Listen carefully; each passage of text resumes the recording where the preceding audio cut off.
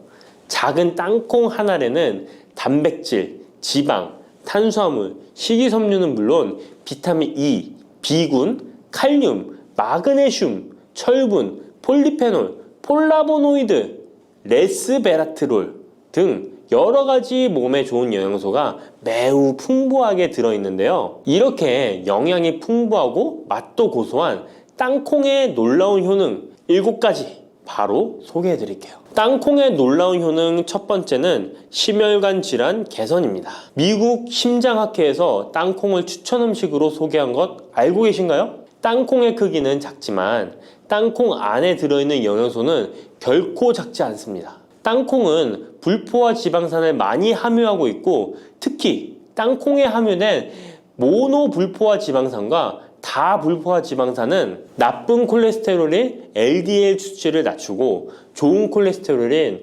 HDL을 높이는 데 도움이 됩니다. 또한 땅콩에 함유된 단일 불포화 지방산은 혈중 콜레스테롤 수치를 낮추는 데 도움을 주는데요. 혈중 콜레스테롤이 낮아져 심장 건강을 지키는 데 매우 좋은 작용을 하는 것이죠. 또한 땅콩은 불포화 지방산이 풍부하고 비타민 E가 풍부하게 들어있어 심혈관 건강에 도움을 주고 혈관을 보호하며 혈액순환과 동맥경화증을 예방하고 심장 질환의 위험을 줄여줍니다. 또한 땅콩은 마그네슘, 칼륨, 식이섬유와 같은 심혈관 건강에 중요한 영양소를 함유하고 있어 혈압을 조절하고 혈관을 건강하게 유지하는 데 도움을 준다는 것 꼭 기억해 주세요. 땅콩의 놀라운 효능 두 번째는 뇌 건강에 도움을 주는 것입니다. 땅콩에는 레시틴과 비타민 E가 들어있는데요. 이 성분들은 뇌세포를 보호하고 뇌 건강을 유지하는 데 중요한 역할을 합니다. 특히 땅콩은 기억력과 집중력 향상에 도움이 될 수 있어 중년과 노년층에게 매우 유익한 음식이라는 것 아시나요? 땅콩이 함유된 비타민 E, 폴리페놀, 특히 레스베라트롤 등 강력한 항산화 성분은 뇌 건강에 도움을 줍니다. 이러한 항산화 성분은 뇌에서 발생할 수 있는 산화 스트레스를 줄여주며 이는 신경세포를 보호하고 뇌 기능을 향상시키는 기능도 해준답니다. 또한 땅콩은 불포화 지방산, 특히 오메가3 지방산을 포함하고 있어 뇌 기능을 개선하고 치매와 같은 뇌 질환을 예방할 수도 있는데요. 특히 불포화 지방산은 뇌세포의 구성 성분으로 중요한 역할을 하며 뇌신경 전도 속도를 높여 기억력과 합승 능력을 향상시킬 수 있습니다. 땅콩의 효능 정말 놀랍지 않나요? 아직 놀라기는 이른데요. 땅콩의 효능 세 번째는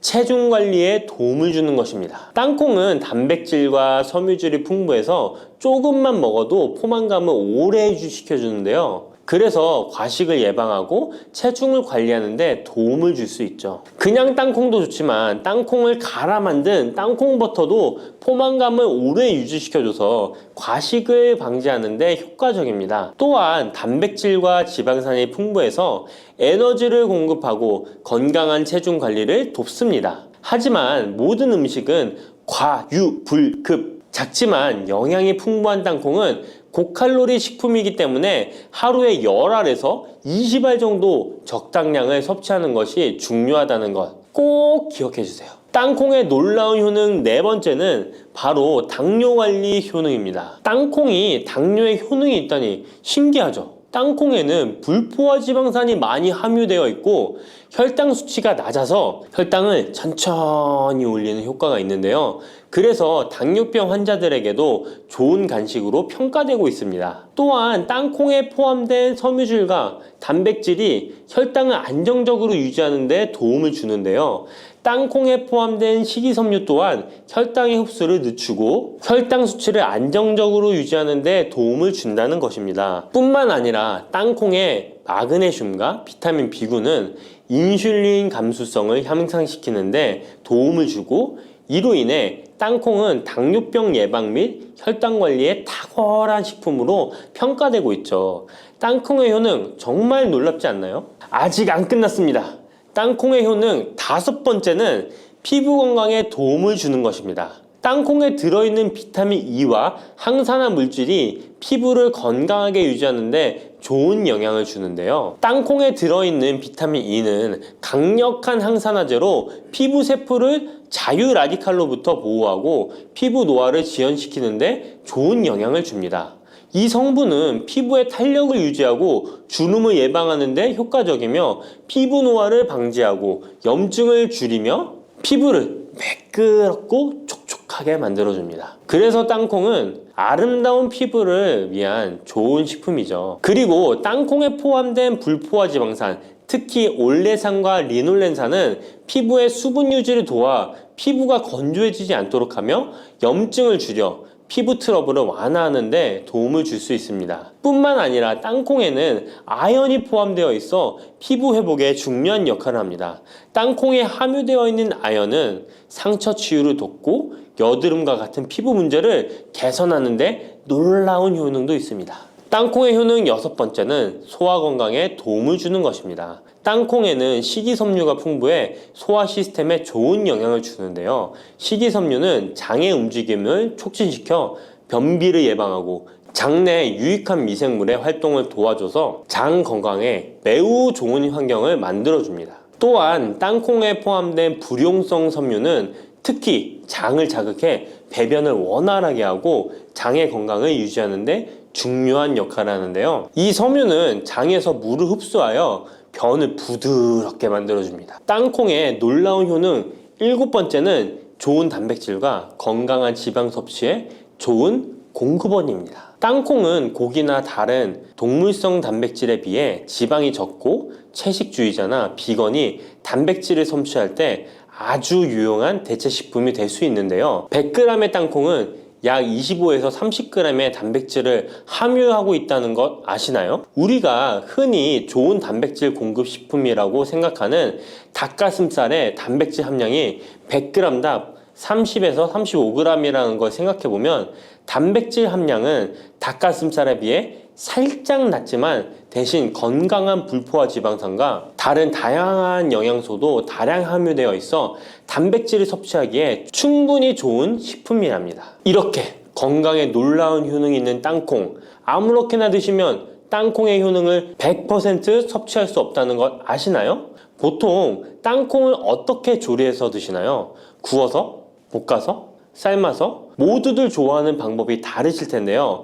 생땅콩을 먹는 것이 가장 좋다라고 들으신 분들도 있으실 거예요. 과연 땅콩을 가공하지 않고 생으로 먹는 것이 가장 좋은 방법일까요? 정답은 아니오입니다. 생땅콩에는 독성이 있을 수 있는 물질인 아플라톡신이 포함되어 있을 수 있기 때문에 이를 피하기 위해서는 반드시 충분히 익혀 먹어야 하는데요. 볶거나 구운 땅콩은 아플라톡신을 제거할 수 있어 안전하게 섭취할 수 있지만 그보다는 땅콩을 삶아서 먹는 것이 더 건강에 좋다는 것 알려드릴게요. 땅콩을 삶았을 때 더욱 건강에 좋은 이유 몇 가지가 있는데요. 바로 알려드릴게요. 첫 번째, 삶은 땅콩은 볶은 땅콩에 비해 항산화 성분이 더 많습니다. 볶을 때 일부 항산화 성분이 파괴될 수 있고 또한 땅콩의 껍질에는 폴리페놀과 레스베라트롤이 풍부하게 함유되어 있기 때문에 땅콩을 볶은 뒤 버리는 껍질은 이런 몸에 유익한 성분들을 섭취할 수 없기 때문입니다. 두 번째, 삶은 땅콩은 과일산이 더 적고 식이섬유도 풍부한데 이로 인해 소화가 더 용이합니다. 세 번째,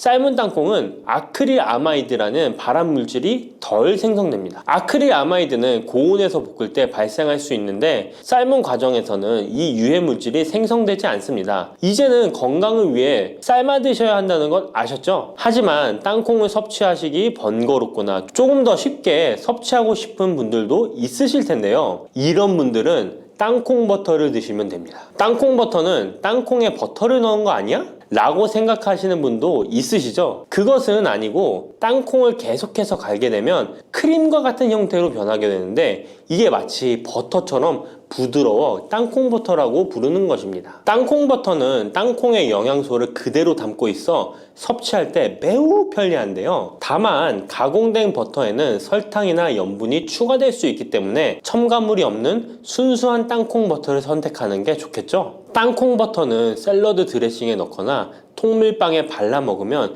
더욱 맛있고 건강하게 섭취할 수 있습니다.